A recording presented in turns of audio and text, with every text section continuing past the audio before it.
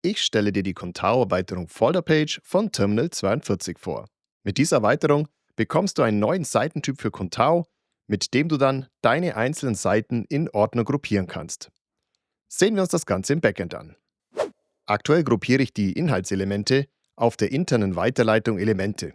Das ist jetzt nicht ganz perfekt und deswegen möchte ich jetzt diese Elemente-Seite eben in einen Folder-Page umwandeln. Dazu kann ich hier den neuen Seitentyp Ordner wählen.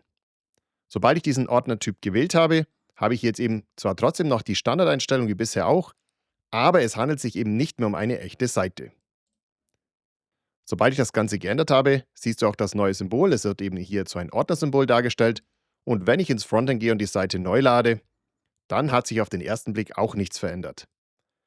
Allerdings, wenn ich jetzt auf diese Seite Elemente klicke, dann wird die Seite nicht mehr gefunden, da eben dahinter keine echte Seite mehr steckt.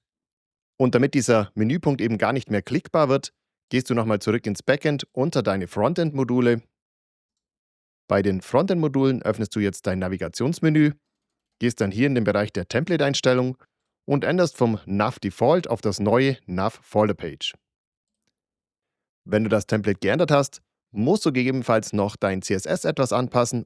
Ab dann ist es so, dass du eben nicht mehr auf diesen Ordner klicken kannst, sondern es werden nur noch die Untermenüpunkte dargestellt. Mehr ist es auch nicht. Das war's schon zur Erweiterung Folder Page. Wenn dir dieses Video gefallen hat, dann hinterlasse mir doch einen Like und wir sehen uns beim nächsten Video.